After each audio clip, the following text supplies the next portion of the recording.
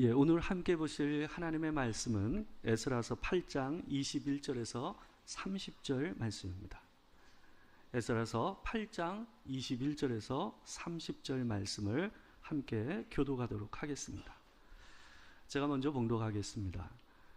그때 내가 아하와 강가에서 금식을 선포하고 우리 하나님 앞에서 스스로 겸비하여 우리와 우리 어린아이와 모든 소유를 위하여 평탄한 길을 그에게 간구하였으니 이는 우리가 전에 왕에게 아뢰기를 우리 하나님의 손을 자기를 찾는 모든 자에게 선을 베푸시고 자기를 배반하는 모든 자에게는 권능과 진노를 내리신다 하였으므로 길에서 적군을 막고 우리를 도울 보병과 마병을 왕에게 구하기를 부끄러워하였음이라. 그러므로 우리가 이를 위하여 금식하며 우리 하나님께 간구하였더니 그의 응답하심을 입었느니라. 그때에 내가 제사장의 우두머리들 중 12명 곧 세레바와 하사바와 그의 형제 10명을 따로 세우고 그들에게 왕과 모사들과 방백들과 또 그곳에 있는 이스라엘 무리가 우리 하나님의 성전을 위하여 드린 은과 금과 그릇들을 달아서 주었으니 내가 달아서 그들 손에 준 것은 은이 650달란트요 은그릇이 100달란트요 금이 100달란트며 또 금잔이 20개라 그 무게는 1000다리기요 또 아름답고 빛나 금같이 보배로운 녹그릇이 2개라. 내가 그들에게 이르되 너희는 여호와께 거룩한 자요 이 그릇들도 거룩하고 그 은과 금은 너희 조상들의 하나님 여호와께 즐거이 드린 예물이니 너희는 예루살렘 여호와의 성전 골방에 이르러 제사장들과 레위 사람의 우두머리들과 이스라엘의 족장들 앞에서 이 그릇을 달기까지 삼가 지키라. 이에 제사장들과 레위 사람들이 은과 금과 그릇을 예루살렘 우리 하나님의 성전으로 가져가려 하여 그 무게대로 받으니라. 아멘. 오늘은 에스라서 8장 21절에서 30절 말씀을 가지고 하나님의 선한 손을 의지하라 라는 제목으로 하나님의 말씀을 전하도록 하겠습니다. 중요한 일이 있으면 그에 걸맞는 섬세한 준비가 필요합니다. 제가 얼마 전에 TV를 보니까 이 성공한 이 자영업자가 나오더라고요. 근데 이분이 그 장사, 그 가게 하나를 내기 위해서 그 동네에서 3년을 돌아다녔대요. 대단하지 않습니까? 3년 동안 그 동네를 돌아다니면서 이 동네의 특징들, 이 모이는 사람들, 가게들, 잘 되는 가게, 안 되는 가게, 뭐 이런 것들을 일일이 돌아다니면서 맛도 보고 확인하고 이 데이터를 정리하고 이래가지고 3년 뒤에 가게 하나를 갖다 차렸다고 하더라고요. 대단하죠. 이론이 성공하지 않겠습니까? 어떤 작은 비즈니스라도요, 이 섬세한 준비가 없이 성공하는 비즈니스는 없습니다. 행운도 준비된 자가 아니면 의미가 없는 법이거든요. 그래서 준비된 사람한테 하늘의 도움도 의미가 있다라고 얘기할 수 있습니다. 이 그리스도인에게 있어서 이와 같은 준비, 이 삶에 있어서 아주 중요한 일과 관계돼서 그리스도인이 해야 할 준비가 뭘까요? 결국 그것은 하나님의 뜻을 묻는 겁니다. 그분의 뜻이 거기에 있는지, 그 일을 하나님께서 하기를 원하시는지, 그분의 허락과 응답을 확인하는 일, 그 일이 그리스도인에게는 매우 중요합니다. 왜 그러냐 하면 그리스도인은 세상의 모든 일이 하나님의 손 안에서 이루어진다라고 믿는 사람들이거든요. 그분의 통치와 그분의 나라 안에 사는 자가 우리라는 것을 믿는 게 성도거든요. 그렇기 때문에 성도는 어떤 일을 하든 항상 먼저 하나님께 물어야 돼요. 그게 뭡니까? 기도 아니겠습니까? 기도는 우리가 하나님께 속한 백성이요 주의 나라 안에 사는 자라는 것을 확인하는 거예요. 살아계신 하나님의 능력을 따라 사는 자예요. 그게 기도입니다. 내 힘이 아니라 하나님의 통치와 그분의 능력을 따라 내가 삽니다 하는 것. 그걸 또한 확인하고 그 주변 사람들에게 확인시켜 줄 수 있는 일. 그게 뭐예요? 기도예요, 기도. 기도가 없이는 그게 확인되지가 않는 겁니다. 오늘 우리는 그리스도인에게 있어서 기도가 어떤 역할을 하는지, 내 자신에게뿐만 아니라 내 주변에 있는 사람들에게 있어서 기도를 하고 하나님을 의지해서 그 능력으로 사는 사람의 삶이 어떤 모습으로 드러나는지를 생각해 보기를 원합니다. 오늘 본문을 보게 되면 에스라가 이스라엘 땅으로 돌아가기 위해서 모여있는 이스라엘 백성들에게 금식을 선포하는 내용으로 시작이 되고 있어요. 우리가 생각했을 때는, 우리가 어렸을 때 보게 되면 금식 기도하는 경우를 많이 들어보셨잖아요. 그래서 한국에서는 이 금식 기도가 굉장히 유행을 했고, 또한 많은 분들이 그 일을 했기 때문에 우리한테 그게 굉장히 익숙하고, 그리스도인들에게 있어서 금식이 굉장히 중요하다, 이런 생각들이 좀 각인되어 있는 게 있어요. 오래 이 신앙생활을 한 사람들한테는. 근데 정작 성경을 보게 되면요, 하나님께서 이스라엘 백성에게 금식을 요구하신 명령은요, 하루밖에 없어요. 1년에 하루. 바로 대속죄일이었어요. 이 대속죄일, 1년에 한 번 대속죄일 하루만 하나님 앞에서 너희가 죄인이었고 하나님께서 너희를 구원하셔서 너희 죄를 씻겨주셨다라는 것을 인정하고 하나님 앞에 겸비한 태도로 나아가는 날, 그날에만 금식을 요구하셨어요. 그러니까 그 이전까지만 하더라도 성경에 금식 얘기가 별로 없어요. 생각보다 우리가 생각하는 것만큼 성경에는 금식 기도가 별로 없습니다. 근데 어떤 한 시기에 보게 되면 금식 기도 얘기가 몰아져 있어요. 그때가 어느 때냐 하면 바로 우리가 지금 지난주부터 보고 있는 이 에스더 얘기와 또한 다니엘 얘기, 계속해서 우리가 이어서서 보고 있는 포로기 시기예요. 이스라엘 백성들이 그 나라가 망하고 포로로 끌려가서 바벨론과 페르시아 하에서 살고 있을 때에 이스라엘 백성들이 주로 하나님 앞에 했던 기도가 금식 기도였어요. 왜 그랬을까요? 그만큼 위기와 어려움이 많았던 거예요. 하나님 앞에서 간절히 자기 목숨을 걸고 기도하며 나아가지 않고서는, 그분의 은혜를 힘입지 않고서는 살 수 없는 형편이었기 때문에 이들이 그때의 금식 기도를 그렇게 했던 거예요. 그 시기에 사람들이 금식 기도를 그렇게 몰아서 했어요. 그 이후부터 유대인들이 금식 기도가 일반화되는 이 일들이 이 세상에 자리 잡게 됐던 겁니다.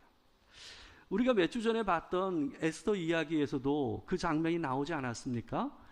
이 하만에 의해서 이 유대인들, 포로로 끌려갔던 유대인들이 한꺼번에 다 죽을 수 있는 그런 상황이었잖아요.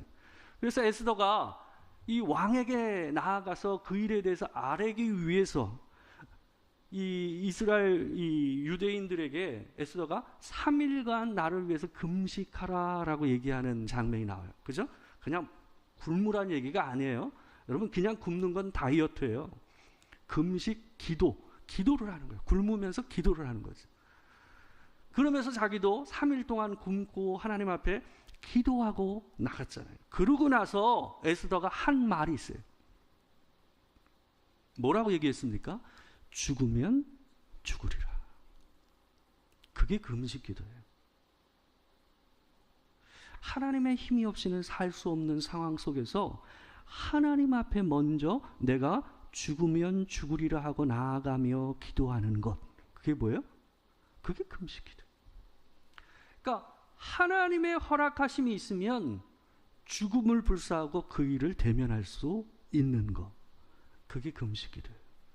근데 오늘 본문에 보게 되면 에스라가 바로 이스라엘 백성들에게 그 기도를 선포하고 있는 거예요. 이스라엘의 포로 기환이요, 3차에 걸쳐서 이루어졌습니다. 첫 번째 기환은 이 BC 기원전 537년경 이루어졌고, 세스바살이라는 유대 총독을 중심으로 해서 약 5만 명 정도, 4만 3천이라고 되어 있는데 그 정확한 숫자는 모릅니다. 근데 어찌됐건 4만 3천 그 어간 정도가 함께 이 성전을 재건하기 위해서 오는 과정이 있었습니다. 2차 이 포로기한은 BC 458년 아니면 457년 어간에 이루어졌고요. 에스라가 리더가 돼서 약 5,000명 정도가 이 기환을 했어요. 이때는 성전 건축이 멈춰 있었는데 그것을 완공하고 율법으로 이스라엘 사람들을 제대로 교육하기 위해서 진행됐던 게 2차 이 포로기한이었고요. 마지막 3차 포로기한은 기원전 444년경에 느헤미야를 중심으로 해서 49,000여 명이 함께 이 성벽을 재건하는 일을 위해서 이 예루살렘으로 돌아가는 장면이 있습니다. 우리가 오늘 보게 되는 이 오늘 본문의 내용은 바로 2차 포로기한을 앞두고 출발하기 직전에 있었던 장면입니다.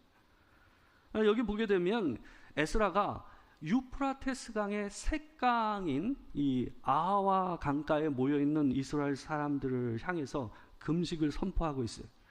그 당시만 하더라도 지금은 찾아보기 어렵지만 이 아와 강이라는 건 정식 강이 아닙니다. 유프라테스 강이라는 큰 강이 있었는데 이 자연적인 요새를 만들기 위해서 운하를 만들었습니다. 그래서 여러 운하를 만들어서 도시 앞을 갖다가 가로지르게 했다고 합니다. 그 강 중에 하나가 아와 강이었던 거예요. 그 운하로 만들어진 그 강 주변에 이스라엘 사람들이 다 모여서 함께 하나님 앞에 금식하고 나가는 장면이에요. 이들이 왜 금식하며 하나님 앞에 나갈 수밖에 없었는지가 21절을 보게 되면 그 이유를 알 수가 있습니다. 21절을 제가 한번 읽어드릴게요. 그때 내가 아하 강가에서 금식을 선포하고 우리 하나님 앞에서 스스로 겸비하여 우리와 우리 어린 아이와 모든 소유를 위하여 평탄한 길을 그에게 간구하였으니, 쉽게 얘기하면 앞으로 갈 여정을 평탄하게 가게 해달라고 하나님 앞에 구하기 위해서 금식을 선포한 거예요. 그 말대로 한다면 이들이 가야 할 이 여정이 쉽다라는 얘기인가 어렵다라는 얘기입니까? 목숨을 걸고 가야 할 여정이라는 것을 이 말이 보여주고 있는 거예요. 모든 남자와 모든 부녀자와 아이들, 그리고 그들이 가지고 가야 할 큰 보물들, 이 모든 것이 문제없이 예루살렘에 도착할 수 있게 해달라고 하나님 앞에 기도하는 기도회였던 겁니다. 이들이 이렇게 간절히 매달릴 수밖에 없었던 이유를 이 에스라가 한 결정 때문에 그렇습니다. 에스라 8장 22절을 보게 되면 에스라가 아주 중요한 결정, 그리고 아주 위험한 결정을 한 게 있었어요. 같이 한번 읽어보겠습니다. 자, 시작. 이는 우리가 전에 왕에게 아뢰기를 우리 하나님의 손을 자기를 찾는 모든 자에게 선을 베푸시고 자기를 배반하는 모든 자에게는 권능과 진노를 내리신다 하였으므로 적군을 막고 우리를 도울 보병과 마병을 왕에게 구하기를 부끄러워하였음이라. 아주 굉장히 위험한 결정을 에스라가 한 거예요. 뭐냐 하면 에스라가 이전에 왕을 하나님의 말씀으로 가르친 적이 있는 것 같아요. 우리는 이라고 한 것을 보면, 우리가 라고 한 것으로 보면 에스라뿐만 아니라 이 하나님의 율법을 연구하는 학자들을 이 왕이 불러서 아마 궁금해서 너희가 믿는 신에 대해서 내게 좀 얘기해봐라 라고 얘기한 적이 있었던 것 같습니다. 근데 이들이 강조해서 왕에게 말씀을 드렸던 이 말씀의 내용의 핵심이 뭐였냐면 이거였어요. 우리 하나님은 그의 선한 손을 의지하고 그분을 찾는 자에게는 뭐요? 그에게 선을 베푸시고, 그러나 그분을 배반하는 자에게는 하나님께서 진노하신다라는 말씀을 갖다가 그에게 전했다라는 거예요. 이 말의 의미를 갖다 잘 이해를 해야 됩니다. 이게 무슨 말이냐 하면 자신들이 바벨론으로 포로로 끌려오게 되고 자신들이 멸망하게 된 이유를 이렇게 얘기하고 있는 거예요. 자기들이 이렇게 멸망하게 된 것은 하나님의 능력이 모자라서 자기가 이렇게 된 것이 아니라는 거예요. 우리가 하나님을 배반했기 때문에 하나님께서 우리를 여기까지 오게 만드신 거라는 거예요. 이게 왜 이런 얘기를 하는 거냐 하면 그 당시 사람들은 전쟁에서 이기고 지는 일을 단순히 사람과 사람의 싸움으로 생각하지 않았어요. 그들이 믿는 신과 신 사이의 싸움으로 알았어요. 그래서 지면 그 신이 진 거예요. 그래서 에스라가 이 얘기를 함으로써 뭐 하는 거예요? 우리가 바벨론의 신에게 우리 하나님이 진 것이 아니다. 우리가 범죄함으로 이런 일을 당한 것이다 라는 것을 얘기하면서, 지금 비록 우리가 이 땅에 끌려와서 포로로 있지만 여전히 우리를 다스리시고 도우시고 통치하시는 분은 하나님이다 라는 것을 에스라가 왕 앞에서 강하게 선포했던 거예요. 그러니까 이런 말을 했기 때문에 지금 이 돌아가는 여정 가운데서 위험하다고 그래서 왕에게 보병과 마병을 다 주셔서 우리를 좀 보호해 주십시오라고 얘기할 수가 없었던 거예요. 자기 체면 때문에가 아니라 뭐 때문에? 하나님의 이름 때문에, 그분의 영광 때문에, 그분이 살아계시다라는 것을 에스라는 보여주고 싶었던 거예요. 그분이 지금도 우리를 통치하시고 그분이 도우시고 계시다라는 것을 이들 앞에 보여주고 싶었던 겁니다. 그런데 이 결정 하나가 가진 위험은 굉장히 컸습니다. 이들이 감내해야 될 일이 너무나도 컸다라는 거예요. 이 내용을 보게 되면 이 왕의 도움을 구한다라는 것이, 그것이 잘못된 건 아닙니다. 이 내용을 잘 보면서 놓치지 말아야 되는 건 이런 거예요. 3차 포로기한 때에 보게 되면 느헤미야가 어떤 일을 하냐면 왕의 조소를 받아가지고 포로기한을 하거든요.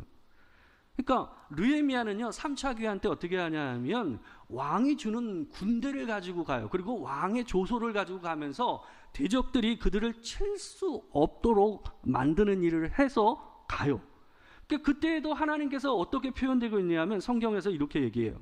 느헤미야 2장 7절에서 8절이 있는 데입니다. 뒤 있는 데만 제가 한번 읽어볼게요.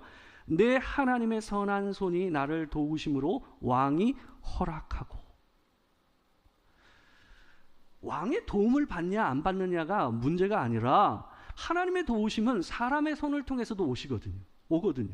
그렇기 때문에 그걸 받았냐 안 받느냐가 중요한 게 아니에요. 근데 에스라는 그 상황 가운데서는 사람의 도움을 막아야만 하나님의 이름이 드러나기 때문에 에스라는 그 결정을 할 수밖에 없었던 거예요. 그 위험한 결정을 할 수밖에 없었던 겁니다. 이들이 가야 할 여정을 갖다가 우리가 좀 보게 되면, 이 에스라라는 사람을 보게 되면 이런 내용을 볼 수가 있습니다. 에스라 7장 6절을 보게 되면 에스라가 어떤 사람인지 보여주는 내용이 나와요. 이 에스라가 바벨론에서 올라왔으니 그는 이스라엘의 하나님 여호와께서 주신 모세의 율법에 익숙한 학자로서 그의 하나님 여호와의 도우심을 입음으로 왕에게 구하는 것은 다 받는 자이더니. 이 말씀대로 한다면 에스라도 느헤미야처럼 왕에게 구하면 받을 수 있었다라는 얘기인가 없었다는 얘기입니까? 받을 수 있었어요. 그런 능력과 신망이 있었던 사람이었어요. 그렇지만 일부러 에스라는 왕에게 그것을 구하지 않았던 겁니다. 이로 인해서 이들은 엄청난 부담을 안게 됐어요. 1500km가 되는 이 거리, 약 4개월에서 5개월 정도 걸리는 이 거리를 마병이나 돕는 보병이 없는 가운데서 오롯이 그 길을 가야 했어요. 이들의 5,000명이라는 인원은요, 그 가운데서 칼을 들 수 있고 싸울 수 있는 사람은 남자가 1,770명 밖에 안 됐어요. 나머지 3,000 몇백 명은 전부 다 부녀자이거나 아니면 어린아이들이었어요. 그러니까 그런 가운데서 이들이 가져가야 했던 보물은 어떤 거였냐면, 오늘 본문을 보게 되면 보물에 대해서 이렇게 얘기하고 있어요. 은이 650달란트라고 얘기하고 있거든요. 650달란트면 1달란트가 35kg예요. 그 계산하면 어느 정도가 나오는 거예요?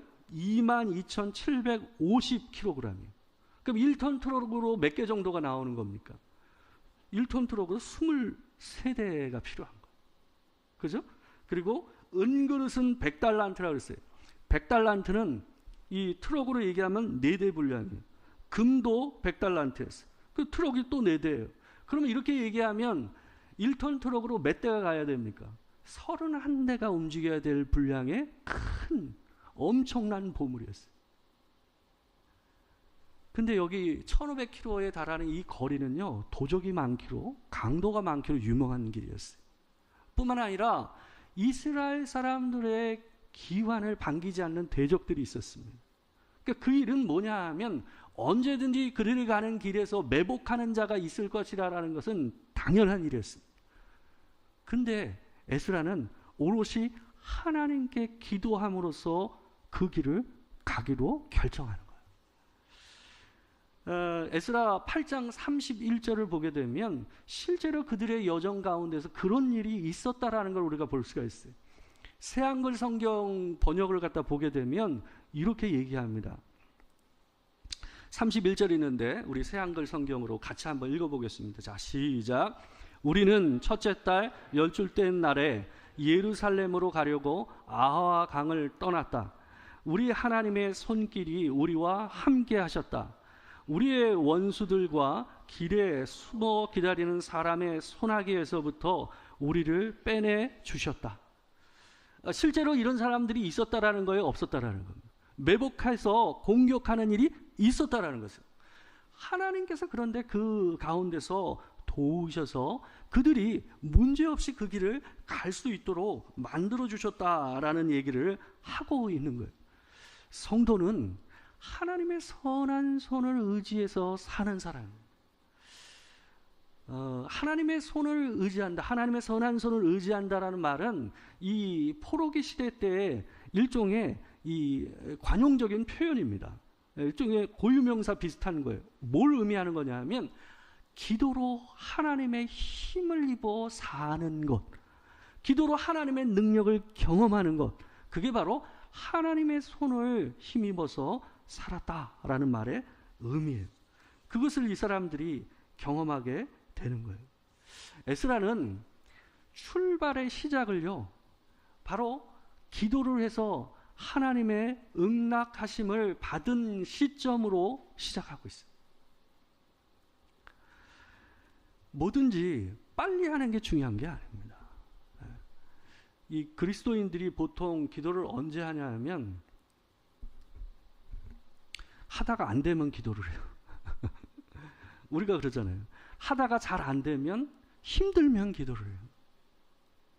근데 에스라는 어땠습니까? 그 일을 하기 전에 기도를 해요.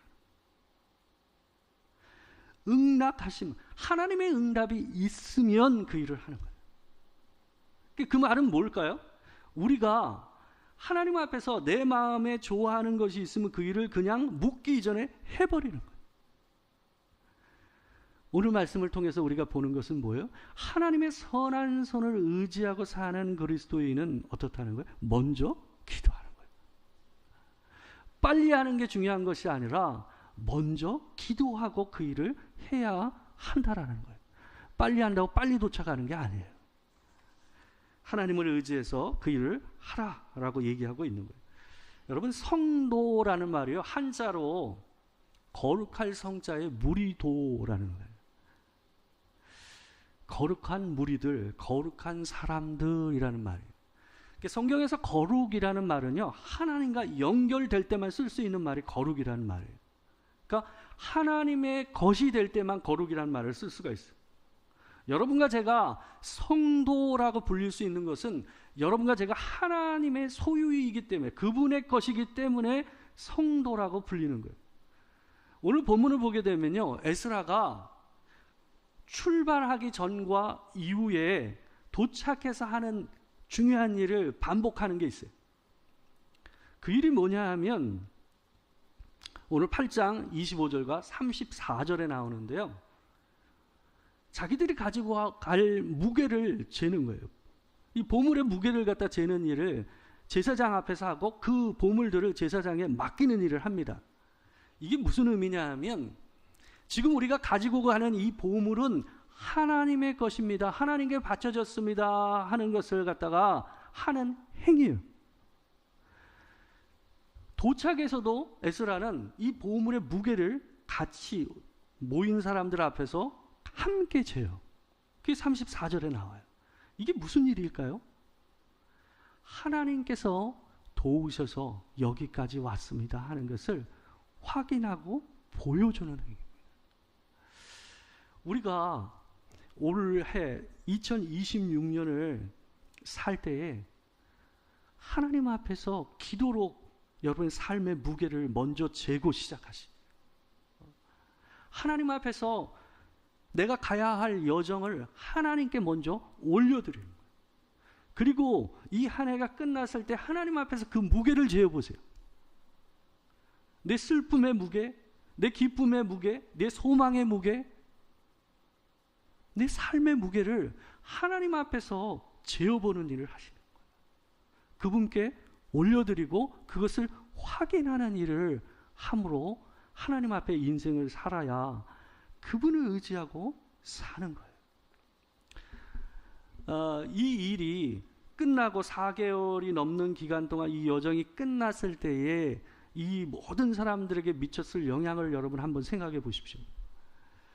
군대를 요청도 안 했어요. 근데 이 모든 과정 가운데 전혀 그 무게도 변함이 없고 사람도 다침이 없이 그곳에 도착했다는 것이 어떤 메시지로 갔을지를 갖다가 생각해 보십시오. 페르시아의 왕이 준 보물, 귀족들이 준 보물, 유대인들이지만 같이 돌아오지 않은 그 땅에 여전히 남아있는 유대인들이 그들에게 준 보물, 그리고 그들이 도착하길 원치 않는 대적들, 이 모든 사람들이 이 여정의 끝을 기다리고 확인하기를 원하고 있었어요. 근데 그 무게를 달았을 때에 뭐가 보여주는 거예요? 그들이 믿는 하나님이 진짜 그들을 도왔구나. 그 하나님이 살아 계시구나 하는 것이 보여주는 겁니다. 우리가 올 한 해 동안 하나님 앞에 그 기도를 통해 하나님의 그 선한 손을 의지하고 그 능력을 따라 산다면 우리뿐만이 아니라 내 주변에 있는 사람들이 이와 같이 하나님의 살아계심을 함께 확인하고 보게 되는 일이 일어날 줄 믿습니다. 올 한 해가 여러분에게 그런 일이 되길 원합니다. 내 힘이 아니라 하나님이 주신 힘과 능력으로 올 한 해를 승리하시길 주의 이름으로 축원합니다. 기도하겠습니다. 사랑하는 주님, 참으로 어렵고 힘들고 부담스러운 결정을 하나님의 이름을 위하여 그 일을 결정하고 이 긴 여정을 출발한 에스라와 이스라엘 백성들을 보며 올해에 우리가 살아가야 할 여정을 생각합니다. 주님, 올 한 해도 하나님의 손을, 그분의 능력을 의지함으로 살게 하여 주시옵소서. 주님을 의지하고 주님을 바라보고 주님의 손을 갈망하는 마음으로 한 해를 시작합니다. 한 해의 마지막에도 이들과 같은 경험을 하게 되는 은혜를 더하여 주시기를 소망합니다. 내 주변에 있는 자들이 내 모습을 보고 또한 그날에 있었던 일처럼 하나님의 살아계심을 확인하게 되는 은혜를 더하여 주시기를 소망합니다. 지금 우리 주 예수 그리스도의 은혜와 아버지 하나님의 크신 사랑과 성령의 교통하심이 진실로 하나님을 의지하고 그 선한 손을 간절히 갈망하는 자들에게 선하신 손을 베푸시고 그 능력으로 함께 하시는 하나님을 믿고 의지하며 올 한 해를 살기를 원하는 이 자리에 있는 모든 성도들과 함께하지 못한 지체들 가운데 지금으로부터 영원토록 함께 하시기를 축원하옵나이다. 아멘.